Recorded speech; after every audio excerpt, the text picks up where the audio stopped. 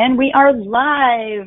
Good morning, good afternoon to our early arrivers. Thank you for joining us early. We're assembling here, making sure everything's going to be functioning to the perfection that we need it to have a great conversation for the next 45 minutes to an hour with everybody who's interested in protecting their AI assets. So sitting here with Dave Santaramo from Mainline and Matt Conweiser from IBM and Malcolm Harkins from HiddenLayer. And again, really excited to talk to you all. My name is Marie Ashway. I'm the Director of Marketing at Mainline and playing host, making everything work kind of person here this morning for everybody. So we're just chit-chatting. We will get started officially at the top of the hour. So if you don't have a cup of coffee or tea or your favorite morning or afternoon beverage, go grab that and we'll get started here in about 2 more minutes with the program. So anyways, so we were just talking about what, you guys? Talking about the car that was bought for $1. Interesting story. Yeah, no, I mean, it's the use of, AI and the risks associated with it nowadays about, what if you don't put up the proper guardrails and the proper framework, right, to how to utilize it, where it can create business problems. So I think, Matt, you were talking a little bit more about, kind of what happened with, those 2 organizations, that they didn't put the, proper frameworks around their chatbots. Yeah, I mean, it's not only just frameworks, but also where is your bot coming from? Is it a public model that you're sourcing for yourself, or is it something that you actually curate? Who's responsible for the fine tuning of it? What's the guardrails that are put around it? What parameters are you telling it shouldn't respond to ever? For example, you don't want a chatbot to make a deal on your organization's behalf. Provide information, send links, anything else? Sure. But do you want it to make a commitment, a contractual obligation? Absolutely not.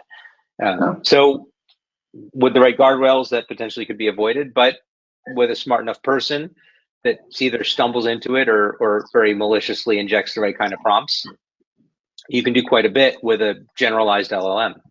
That's the problem. Right. So, I mean, Malcolm, that's something you run into, frequently, right?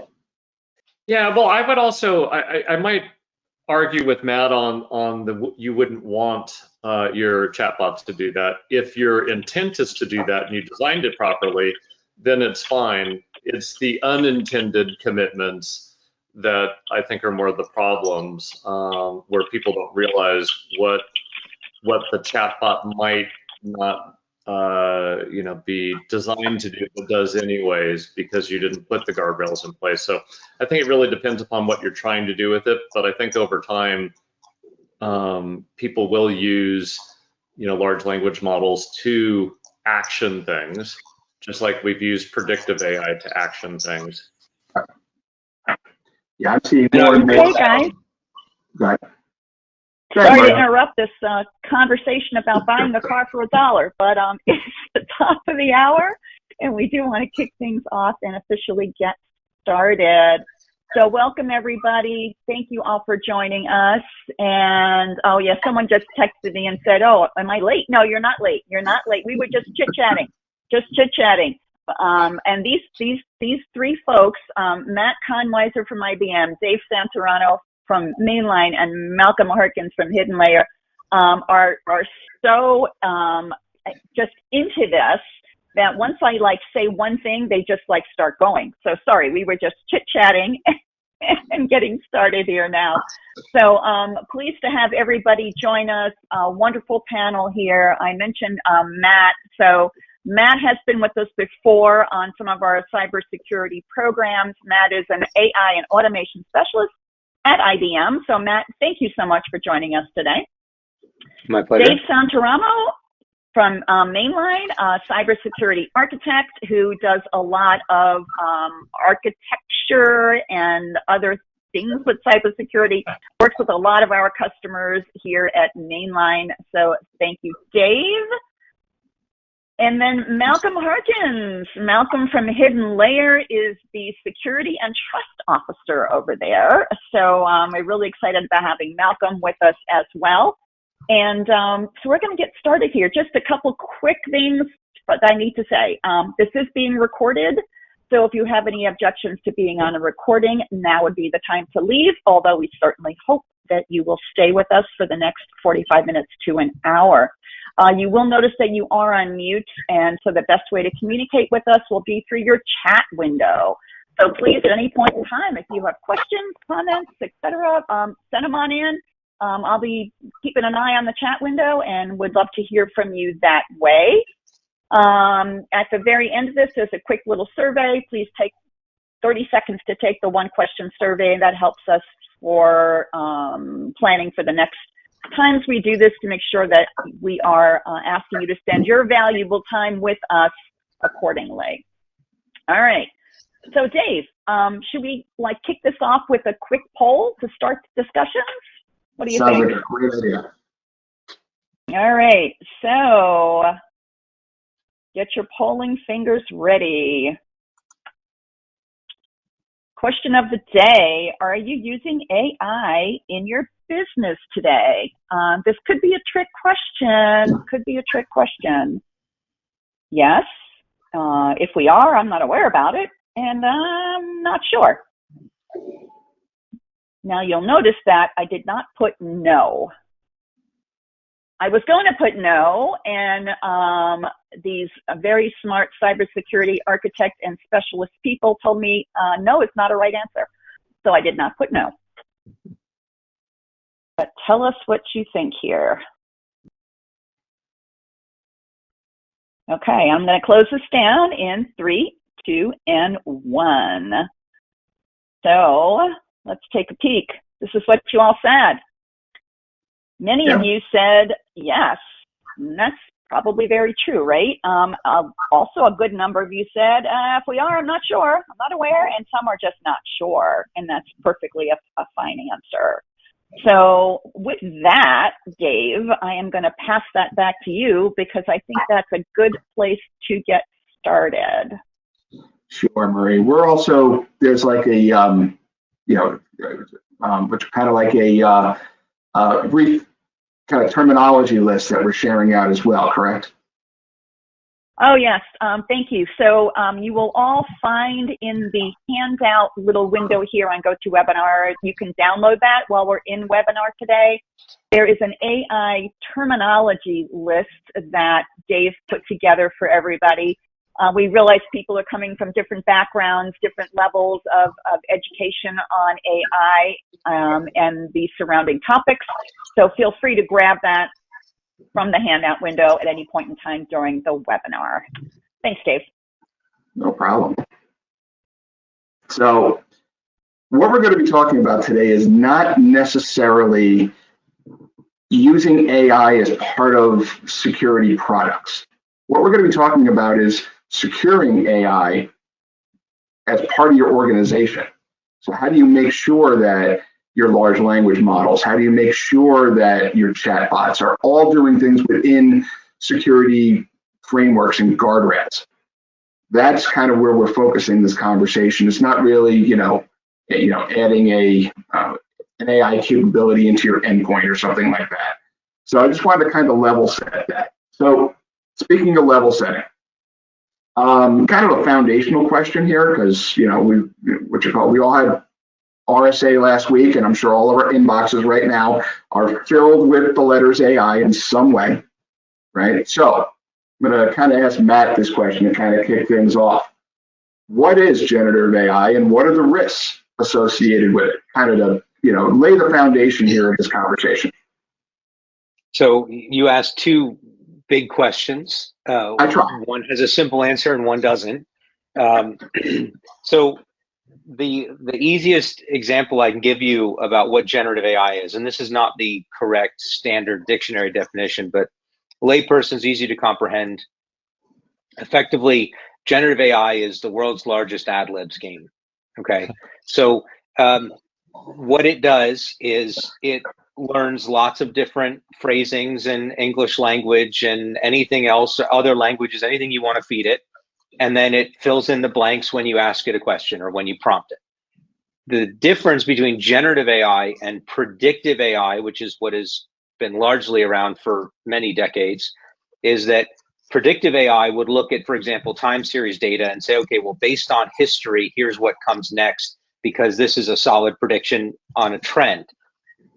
Generative AI says, I've been asked to produce something, and I'm going to look at context and question and phrasing and everything I've been trained on and try and build something new, a new sentence, a new word, a new concept, or a new image, or a new video, or a new audio track. And that's why it's called generative, because it is generating something from not nothing, but from a large base of training instead of from predictable, constant time series information or other constant information. So that's my simplified definition of what generative AI is, and it's not the correct version, but it's an easy to understand kind of what it is and why it's different from predictive.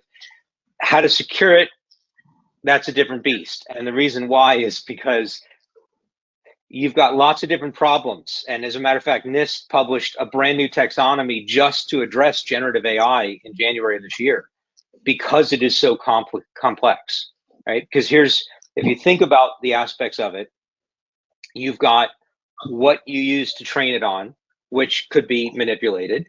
You use how you tune it and how you work with it, which could be manipulated. You have the people that are prompting it, which could be manipulated intentionally or accidentally. And then you have all of the accidental outputs that could occur from something that can generate things from nothing. And the bottom line is how to protect it in a simple word is governance. And governance is an umbrella term. It's very broad, but it covers all of that, as well as potentially, by the way, the ethical implications of using a generative system for business or for personal use. So that's the thumbnail, and there's a lot to unpack in there. But without taking up the whole call and letting Malcolm also provide his input, those are my just kind of conversation starter points. No, I mean, so Malcolm, I mean, what do you, from kind of what Matt was talking about regarding kind of governance being kind of the focal point here, what are you seeing that organizations are having success with regarding using AI safely, and where are some of the failures that maybe you might be able to enlighten the people on the call with? Yeah, well, a couple of things, and it'd be interesting to also get Matt's perspective on this. And I agree with his non-standard definitions of AI and generative AI. So I would say that generative AI is also predictive, because it's looking at the probability of the next word given the context. So like if I said the word apple, some people would think computer, some people would think tree, some people would think sauce, but they wouldn't think apple toe. And so because of the context of the prior words and stuff like that, it's almost predicting what the next word should be. It's just doing it in a different way than a mathematical prediction that we've done in the typical classic AI. On governance, I agree and disagree. Governance to me, because I think of governance at a corporate level and organizational level. Boards are a governance role. And governance is all about decision making and decision rights and accountability. It's a set of business processes that provide guardrails that are some level of control, but it is not security. You can have security without good governance, and you can also have governance that has no security. And we've seen that over and over again. Just look at organizations like Enron, WorldCom, and what created Sarbanes-Oxley. They have governance in their companies, but it was governance not done well, which then led to those issues. The same thing can be true in IT governance. The same thing can be true in broader aspects of cybersecurity, as we've seen over the past few decades, and the same thing is true in AI. you should have good governance, but don't confuse governance or compliance with actual security. They're related but different. So for me, you've really got to get down to what is the actual controls that are required to manage and mitigate the risks that you're accountable to manage appropriately. If you do that and you do that right, then you should lead to good governance. But again, if you just have a committee and you're accepting risk and you're putting your head in the sand and not putting in place proper controls, that's faux governance versus real accountability, which is what it should be, helping make sure that you're doing. So, I mean, I hear a lot of times from business leaders and everything that one of their challenges, even around traditional IT assets, is about visibility, especially now hybrid workforces, cloud, on-prem, whatever, that it's that whole visibility thing. Now you add on that, people are starting to, from a business standpoint, starting to use AI solutions and everything, increasing the security risk, increasing what I like to call that security landscape that CISOs have to work on and everything. What are some of the things that some organizations that you're hearing are doing in order to kind of keep an eye on what their business teams are doing when they're starting to go down the road of using AI solutions? Well, I think in some cases, again, let's also be clear, the whole ChatGPT and generative AI stuff that's occurred the past couple of years, there was AI more than likely already in place in your organization that was the more classic traditional AI. But I think just like everything, as much as it sounds kind of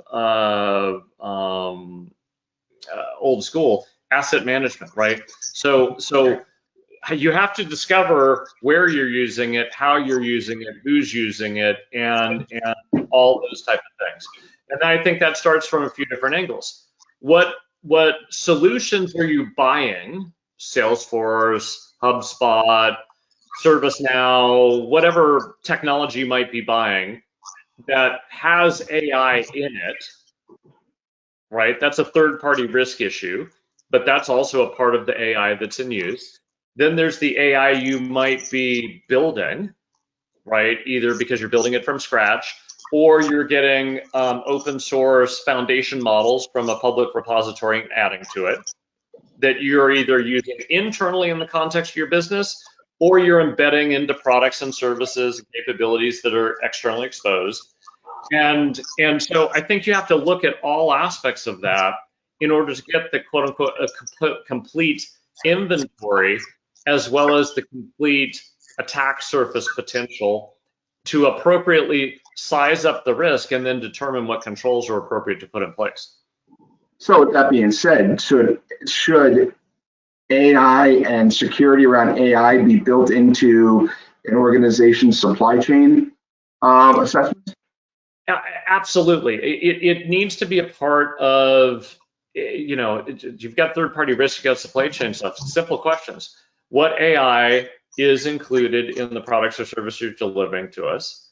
What controls do you have in place, including model scanning to look for poisoning, malicious callouts, malicious code embedded in the models in your security development lifecycle are in place? And then two, what type of operational security do you have in place to detect and mitigate potential attacks against the AI that's embedded in the solution you provided to me, right? Simple questions you could ask, on that side. Those same questions are basically the same questions you got to ask for your internal use, whether it's using it in the, let's say to optimize factory output or, improve, employees' productivity, or you're embedding it into a solution that externally is available to your customers and the public. Those same type of questions. What am I doing in the security development lifecycle to make sure that the AI model itself has a level of assurance before it goes into production? And then what type of production controls do you have in place to protect the AI, its outputs, the users, and the business processes that support it? So yeah, I saw a term actually, Richard, recently, shadow AI. that it is now. It's, I mean, we all remember shadow IT, now I'm hearing shadow AI. So, I mean, Matt, what are some of the things, I mean, regarding visibility and all that? I mean, can organizations get ahead of the curve here? What I like to say is look over the horizon a lot of times. Or are we going to be in the same position that a lot of businesses were in like that 2013, 2014, regarding where there was a lot of cloud adoption that that IT organizations were kind of not aware of? That, which for a lot of their business, a lot of enterprise businesses, they started going out to using AWS and everything, starting to move content out to S3 buckets and everything. And then the IT people all of a sudden found out one day, yeah, there's a lot of stuff out in cloud that we were not aware of. Is that what you're seeing? Is that organizations are using AI tools? And I'm not just talking, which were the Google ones and everything else. Are you seeing more of that? And is it, kind of the Wild West, or is there a framework strategy around it? So there definitely is a framework around it. I mean, and that's why I go back to, and I hate to go back to this again, but I'll say governance again. But the reason why I bring it up again is because if you look at what's happening in organizations, there is an explosion of appointments of chief AI officers or CEOs of AI within businesses. And the reason why that's happening is because people are realizing that, and by the way, the other problem I have is everybody just says AI and it means everything. We're talking about generative AI here, right? So the reason why generative AI requires that kind of handling is because it can very much be something of a human analog in terms of what it can ingest and what it can leak. Okay, you can socially engineer information out of a human being with a telephone call and a little bit of research. You can social engineer something out of an AI model. The difference is the AI model assumes that the prompter is supposed to be prompting it. The person may get their little, hairs on the back of their neck and say, I'm not sure I should be sharing this with this person, right? So if you have a use case for generative AI, and this is really important, a use case for it, because the other thing we see is everybody wants to put large language models in for everything all the time, and that's not always the right answer. AI is great. Generative AI has specific use cases. Predictive AI has much more use cases for business. But generative AI is much harder to contain because you could theoretically have it learn just about anything, interface with just about anyone, and without the right guardrails in place, it could just basically give up the game. So the framework that we are encouraging people to use is to think very deliberately about, am I interested in the next big seasonal coffee drink, or do I actually need this?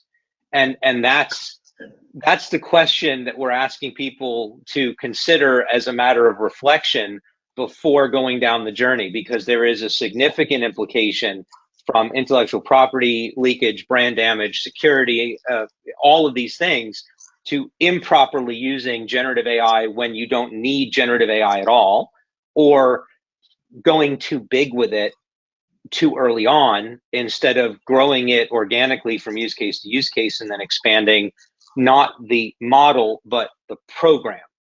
And that's why I think we're seeing all of these chief AI officers start to pop up, is because the companies that have a legitimate need for generative AI are seeing that it needs to be handled almost like an HR department handles employees, right? And I am not anthropomorphizing AI. I'm the last person to do that.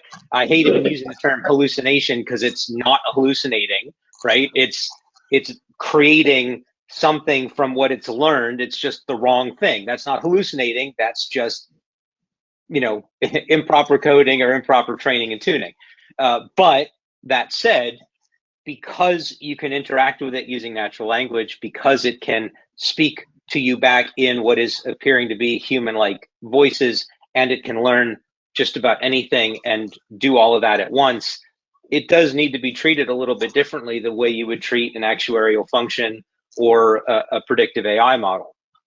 And so, one of the taglines that we use is governance before deployment always, because to Malcolm's point, and he's absolutely correct, you do have to secure these things. And a lot of it is using traditional security methods, just angled towards an AI slant. But security and governance need to sandwich the model that needs to sit in the middle. And if you don't do that, you're going to have a lot of problems. A lot of times governance will dictate the security structure, and then other times security will dictate the limitations of the governance. But both of them need to interlock around that AI program. And we need to make sure people are looking at it that way before they just jump into it. And I'll tell you just very quickly an anecdote. I had a conversation with a CIO of a large organization in manufacturing, a global organization, and they do a lot of sensitive research as well. And I asked them how many AI models they had deployed, and they said they had quite a few out there, generative and non-generative. And I said, do you have a governance structure as an organization and also around each of those projects? And they said, no, we're looking into that. And that's that they're not alone, right? That's a common story. But if you think about it, the risks of it, they're significant. So just take a breath and move forward in a very measured, calculated way, and things will be mostly okay. Right. So it's almost like the term, instead of AI first, it's AI smart, right? That don't just do it just for the sake of doing it. There needs to be a strategy and a business case around the reason why you're going to go down the road of a generative AI, type of structure, and how you're going to utilize it as part of your business. Absolutely. So you had actually keyed on a word I wanted to, because it's kind of been lurking in the background of this thing about large language models. So you kind of started going down that road, and I think you had said earlier about the number of large language models, or I can't remember if it was Matt or Malcolm, which was actually talking about the number of large language models that are out there right now that are being utilized publicly. I mean, what are some of the risks, like Malcolm, that you're seeing regarding large language models, and also what I've been seeing about the way they've been getting manipulated, compromised, and also to what we were talking about, third parties, like third-party connectivity, APIs into them. Can you kind of elaborate a little bit on that, Malcolm? Yeah, I'll do that. Let me comment also on what we were talking about in terms of governance too, because I think it'll tie in. I have the view a fool with the tool is still a fool. That has been true from the time we had a mainframe, a PC, a laptop, a smartphone, cloud, you name it, right? And so, again, we're just repeating history. We got a bunch of fools running around with tools. Yeah. Which then more broadly says that we've got a broader governance issue. And if we've got shadow AI and shadow IT, I would say that's a failure on the part of the CIO, the CTO, and the CISO, because that means they don't have good instrumentation or they're not proactive enough to be in front of the business, which is their job, providing technology and capabilities for the business. An unpopular decision for people that want to complain and say the business is causing the problems, when in reality it's them not being in front of it. Now, having said that, now look at the explosion the past couple of years of large language models, open source repositories, and stuff like that. For those that are not familiar, there's a bunch of places where you can go get foundational models in the public domain and download them. There's one organization, Hugging Face. I think they got 700,000 models now. Like tens of millions are being downloaded, any given day or any given month by organizations and individuals, and then bringing them into the context of their work environment or other things that they might be doing. HiddenLayer released a threat research report on AI based on a couple of years of work from our threat research team. In our work, not only on the technical aspects of the potential threats and risks, we did also survey a couple hundred organizations to get an idea of a few things. We found that on average, self-reported information, there's about 1,700 models in use in the organizations that responded to us. That frankly surprised me. It's a larger number, but again, just like with any IT stuff, you've got kind of pre-production and experimental stuff. You've got things that are in your pipeline, and then you got things in production use, and then you've got duplicates. So my guess is it's some aggregation of all of those things to come up with an average number of 1,700. Now, the other thing that we learned is 98% of the respondents indicated that some aspects of those models are business critical. So they're already used in critical functions in their business today. And then 77% of them have said they've experienced or they have some security concerns, right? They're worried about, as Matt was talking about, being able to socially engineer the model and get it to dump information. They're worried about a user who's interacting with ChatGPT or the equivalent of other models and putting personal information or intellectual property into a public model. Or they've already found, some level of concern around maliciousness that might be in a model that they gain publicly. And HiddenLayer's research team has found thousands of models already that the data's already been poisoned. There's malicious callouts in the model, or there's malicious code embedded in the model. And this is where Matt, mentioned, traditional controls. Traditional controls, the concept of them can apply in AI. The actual traditional controls or even advanced controls that we've got in use in our organization, CrowdStrike, SentinelOne, next-gen firewall and web application firewall and vulnerability scanning capabilities and AppSec stuff, they don't work to secure AI. They're not built for the file types, they're not built for the model types, and they're not built for the various deployment models.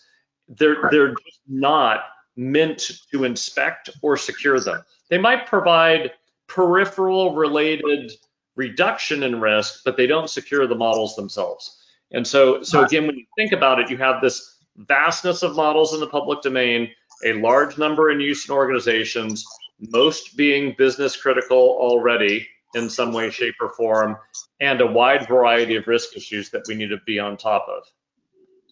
So in a nutshell, really, if we're looking at this, IT leaders need to assume that their organizations, even if they think that they're not using large language models and everything else, that it's already there. It's already in their organizations. If they do not have a strategy right now for addressing the governance and compliance and risks associated with the utilization of generative AI, they're really behind the ball. I think they're behind the ball, and I know a lot of organizations when ChatGPT came out that banned it and said, nope, it's banned. We block it at the network level. We block it, with some type of filtering and stuff like that. And frankly, I'm highly against banning technology because I don't believe that it works. I think when organizations have done that, I would bet money that some users in their company, including executives, went to a home system or were off network and did work and then brought it back into the enterprise environment. So by blocking it, all you did was reduce your visibility to what's occurring, and then you reduced your opportunity to shape the path, not only to get business value, but to manage the risk. Blocking things is not a good governance strategy. Tactically, it's a blunt force tool. You can use it temporarily, but if you do it anything longer than a short time period, you're really actually generating more business risk. No, I was reading just the other day that prompting is now appearing in PDF documents, right? That, so it's all with generative AI and prompting and everything else is all going to be a part of IT lifecycle going forward. You mentioned PDF documents. It's a great example. Almost every organization that's probably on this call, or certainly of any decent size, if somebody gets a PDF attachment in an email, it's scanned probably a half a dozen times by the email solution, by your endpoint, by the network filter, all that stuff. And guess what? How many public models have people downloaded in your organization? And exactly. None of them have been scanned for data poisoning, malicious callouts, or malicious code embedded in it. Again, that's a failure on us to properly control for risk, because there are scanning solutions out there that should be in place to provide you some level of assurance you're not creating damage to your company, damage to a business process, or damage to your customers.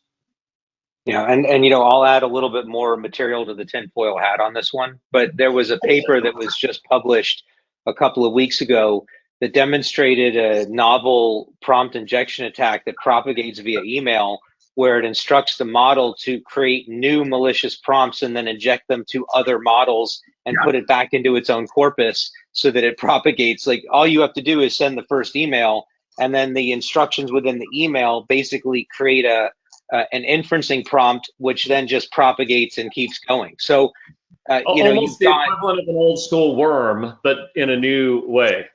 As a matter of fact, it's called Morris 2 for a reason. Morris was the original. I didn't bring that up because I didn't want to have to explain the background, but since you mentioned worm, there we go. So yeah, so it's actually, they called it Morris 2, named after the original worm called Morris that was created some decades ago, and that's exactly why they named it that. But yes, it is very specifically designed to self-replicate, self-propagate, and it leverages the fact that these models understand natural language and can understand a prompt within a document and actually work off of the prompt. All right, so this means we have questions. Go ahead, Marie. What do we have question-wise? I warned the team earlier when they see me pop back in that we probably have some questions from the audience. So we do have a question. I wanted to make sure we got this out there. Most AI is integrated from third-party apps. What should I do to protect the AI? Well, I think you were, go ahead, Malcolm. Yeah, so I think one, that may be an accurate assumption. So I think it's organizationally dependent, particularly to know if you don't have data scientists and you're not creating it, you're not downloading models. If you are, getting it from third parties might not be the largest use, but let's just assume that that's the case.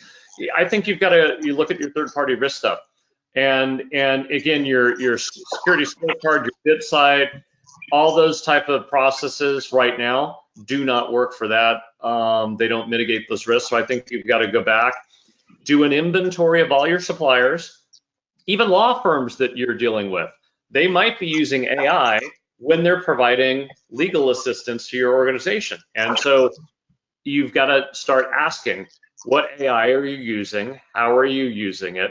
How have you assured yourself in your security development? Tell me the steps you've used, including model scanning and your security development lifecycle, to provide assurance before it goes into production. And then what type of real-time detection and response do you have around the AI to protect me as your customer that uses the AI that's embedded in your solution? And depending upon the answers, you've either got a problem or you've got comfort that they've done a good job. Right. Go ahead, Matt. Yeah, I'll add to that just very quickly. So first of all, yes to everything Malcolm said. The other flip side I'll say is, if you own the model and that model is being populated with data from external sources, right? What you have to do is basically ask yourself, do you trust the sources? So, for example, if Dave showed up at my door before I met him the first time, I'm not sure I'd let him in. Now that I know him, absolutely. Come on in, have some coffee. So if you trust the sources of the data that are coming in, you're going to be better off. No, absolutely. I think it all comes to, organizations today still are struggling with, I think we're hitting on the word here about visibility, right? They're still struggling with,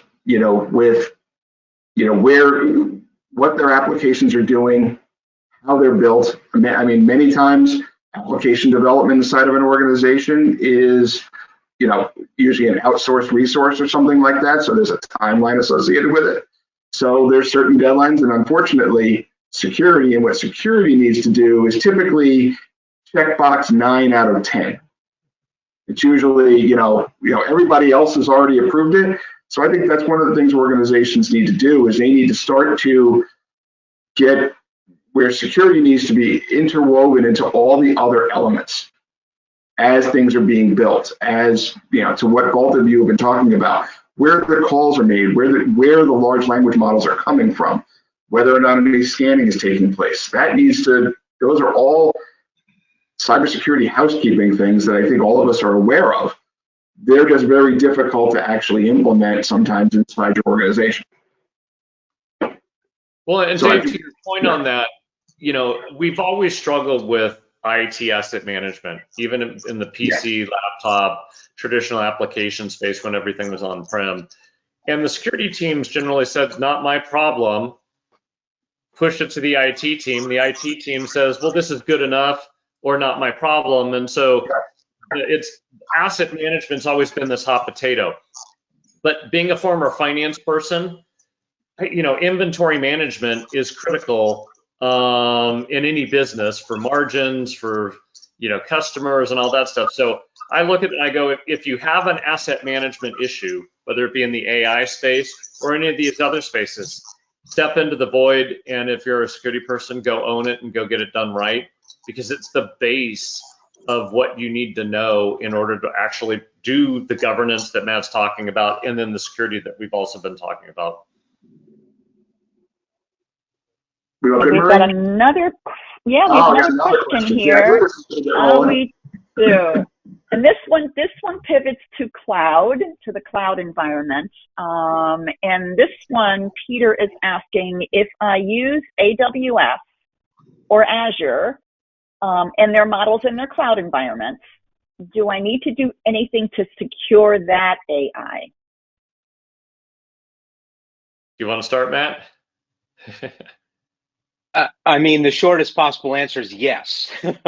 I mean, look at the liability of it, right? I mean, you can say it's theirs, it's not mine, so it's their liability, it's their job to protect it. The reality of it is that if it's your model being used for your business and you are not actively doing what you need to do to monitor and protect everything about it, who touches it, what goes into it, what comes out of it, how you overall tune it or inference it or train it, then there's risk. And typically your job is to mitigate as much risk as possible. The best way to do that, and Malcolm said this before, is visibility. If your assumption is that they've got this because it's in their cloud, then you have the least possible visibility in that construct as you could get. And that is the worst situation to have, especially with something like a generative model, which can do a lot of things you don't want it to do unintentionally. So that's my short answer to that. I'm sure Malcolm has some really good bullets to back it up. But yeah, well, I think you're exactly right, Matt. I mean, that would be like making the assumption, ignore AI. I spin up cycles in the AWS or Azure cloud or any cloud. Does that provide me a level of security assurance? Absolutely not.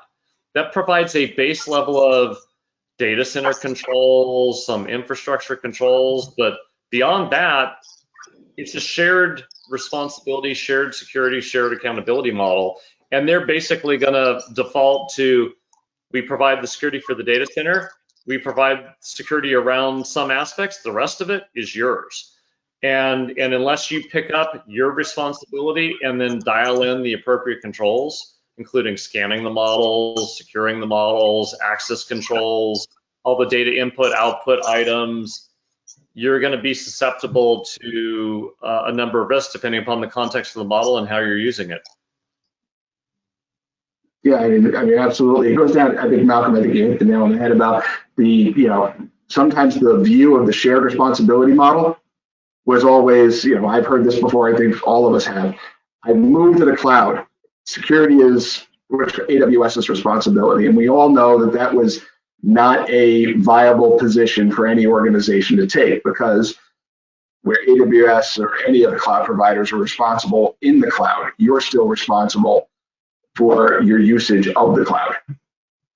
And that's the same thing here. You're responsible for your usage of these various generative AI tools that are being made available to you. Yep, and even some.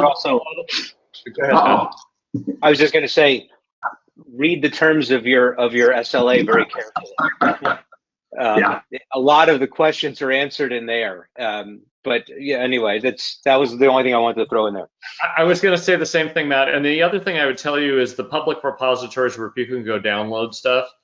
In many cases, those terms and conditions say we have no accountability for the models, what they do, anything other than we're telling you it's a foundational model that's meant to do this. And it was, and as best we can tell, it does that. Doesn't mean it doesn't do other things that could harm you or somebody else. And so they abdicate any responsibility and liability in the terms and conditions.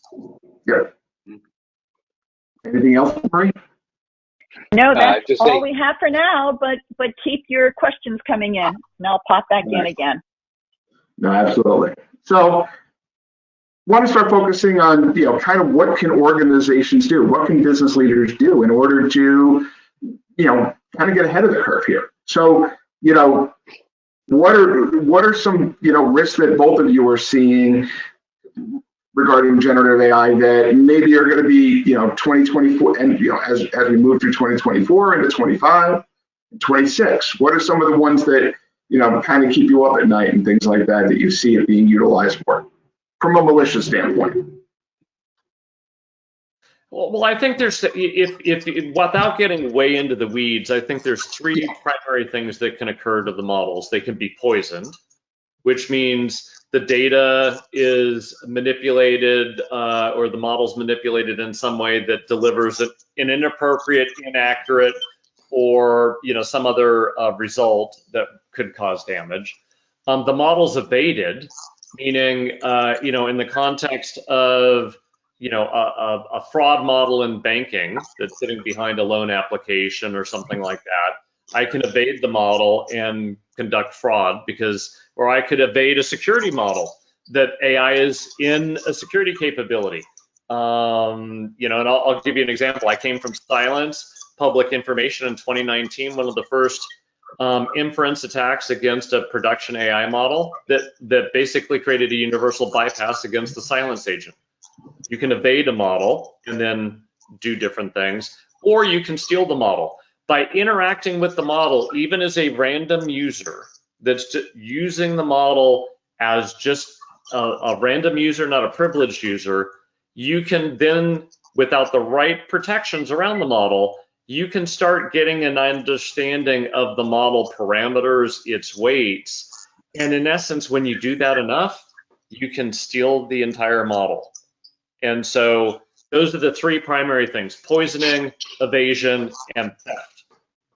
Yeah, no, absolutely. Matt, are you seeing similar things? Actually, in February, there was an archive paper published on exactly that people could use prompts to extract the parameters of a model and then use that to find out where the source data came from. So people are exploiting the fact that this is a natural interface designed to serve people to do all sorts of fun things. And when I say fun, I'm using air quotes for that. But the thing that I'll mention, I'm going to go off the reservation a little bit.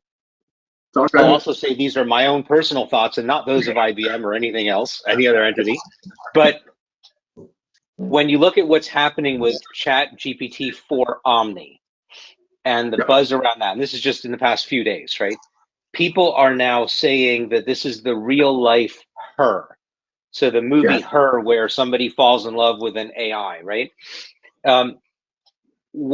What happens with these models as they become more and more human-like in their ability to interact with humans is you can create not only addiction cycles where people will become so intertwined with their AI person or avatar that they've created that they start to trust that AI for everything, potentially start to exclude other people and start to create dependencies. Now, if you think about that from a security perspective within a business, that AI model, if it becomes a counsel to somebody that is in a high level position, then you have to be careful of that relationship and the information that's exchanged within that relationship and what it could do to the brand, the person, and the business, especially if these trusted advisor AI avatars can be influenced, poisoned, targeted, exploited, manipulated, right? So when I think about this, I'm thinking way beyond traditional security frameworks and governance. I'm thinking about, you could have a model that unintentionally starts to manipulate the human, right? And so now the model poisons the human instead of the human poisoning the model.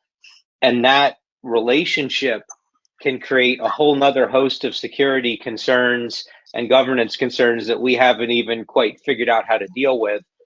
The other thing that I'm thinking about is, there's a lot of rumors that Apple is going to announce a quantized generative model in iOS 16 or 8, whatever the next iteration is. I forget where we're at now. But if you have a generative model that's able to operate on everybody's personal mobile devices, that'll be very interesting, because then it's almost like, if you as a corporation standardize on a certain platform for everybody's mobile devices, and that mobile device is now running its own large language model locally, then it is now potentially looking at everything, because that's what the OS is designed to do. So then you have to get into more traditional security controls. How is the local OS sandboxing the AI capabilities from a corporate managed asset on the device? And then do you end up losing capability as a result of that? And then you have the human factor of bypassing the sandbox just so they can get the functionality that they want out of it. So, I mean, all of this innovation is great, right? It's interesting, it's fascinating. I agree with Malcolm. You try and block it, people will just figure out a way around it. If you don't educate people, you've got no hope at all of ever controlling this thing. But even with the right education, you still have to figure out that balance of leaning in versus being conservative. And when I see all these new capabilities and models and embedding of these models into mobile applications and OSs, I think that line's going to just keep blurring. And we're going to be very busy. Job security has never been better. Yeah, I agree with you 100%, Matt. And I think you're right in thinking about the societal and social implications of this stuff. And I think when people do that, they also need to think about, again, traditional risks in a new context, insider risk. And I'm not talking about the user of the AI. I'm talking about the data science team. Again, the security person in me goes, if I was in the financial sector and processing loans, do I have a white supremacist who's on the data science team who doesn't want African Americans to buy in a particular zip code? And so therefore could subvert the models at that training level, right? You can use the same context in any other religious, political, or other context. So we have to even think about that, and how do we understand that those data scientists might be our greatest insider risk potential as we move forward and the dependency on AI grows. But to your point though, but if you look historically, I look at my kids, they've grown up with cell phones, right? I remember having, when I was younger, you had to go get a Thompson map to then map out stuff, or you go to AAA and get a trip tick to figure out where to go places.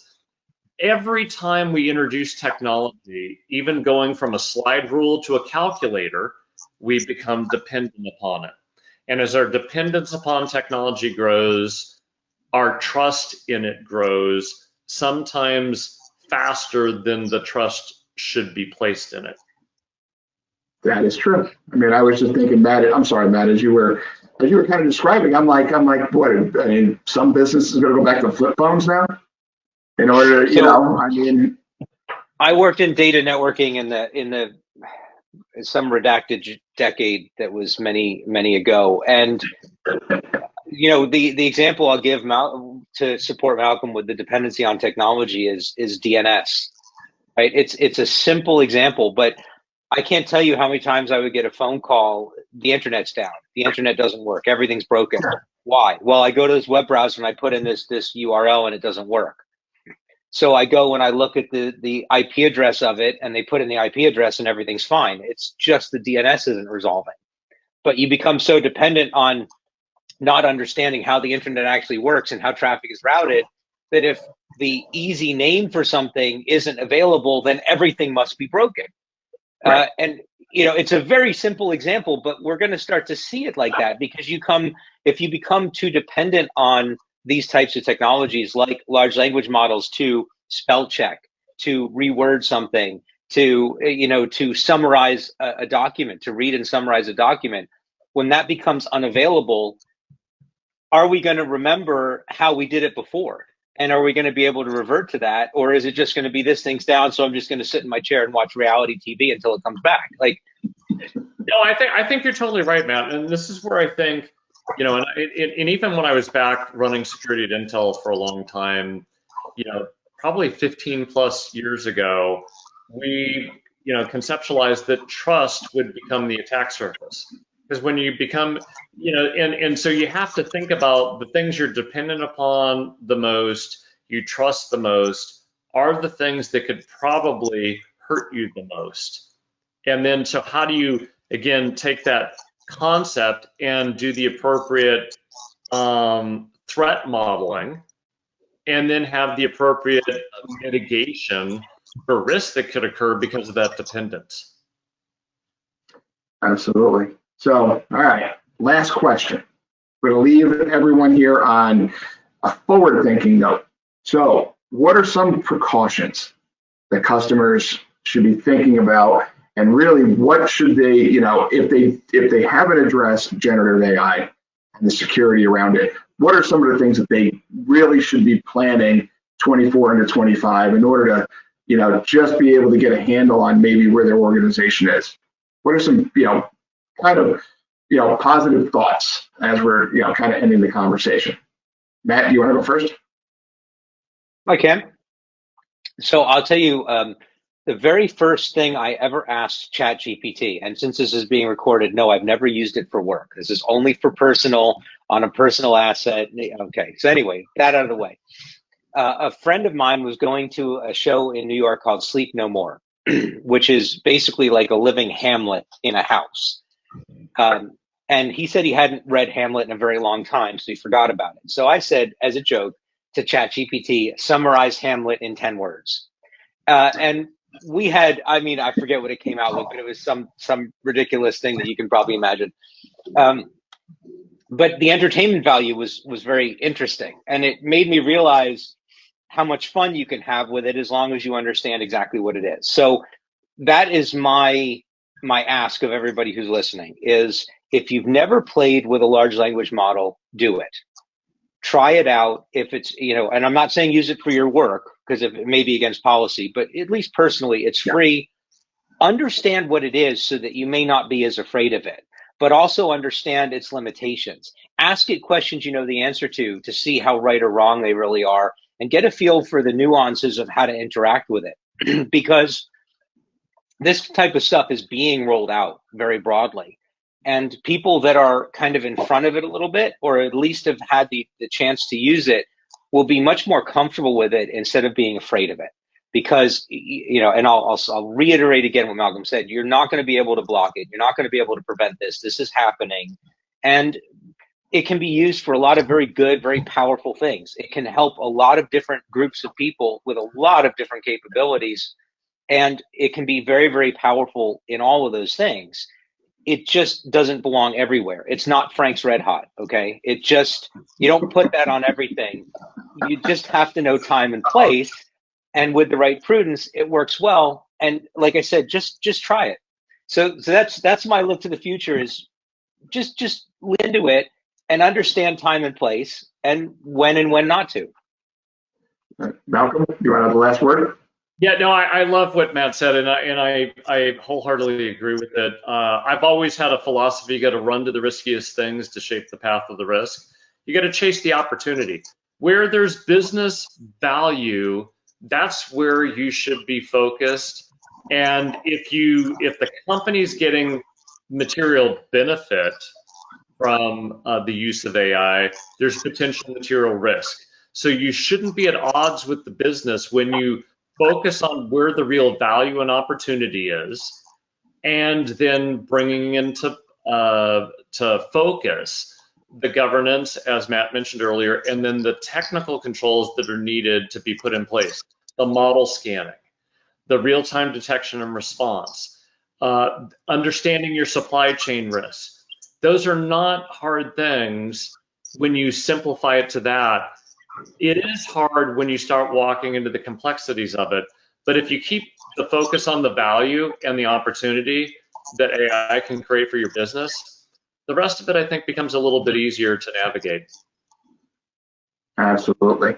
No, I really appreciate your time today walking through this ever-changing topic. So, Marie, do we have any questions kind of lingering out there? We don't have any more questions at the moment, but I want to make sure that people know where they can reach out to get help with their protection of their AI assets. And so I am going to just quickly here send out all three of these fine folks, is that a word? I don't know. Their LinkedIn pages. So go ahead and grab those off the chat. Obviously, you can just type their names in and find them on LinkedIn, but just in case, those are their LinkedIn URL, so you can grab those. Or you can hit us up at any time on mainline.com. There's a contact us feature on there to get to somebody here at Mainline that will be able to help. That's all I've got, Dave. No, I think it's been great. I really appreciate all the attendees' time. I appreciate Malcolm, Matt, your time as well. And thank you very much, Marie, for organizing this today. Of course. Thank you all for attending. And we'll be posting this replay if you want to share it with your friends and colleagues. This will be posted on mainline.com's on-demand page, hopefully by Monday. So look for it there. All right. Thanks, everybody.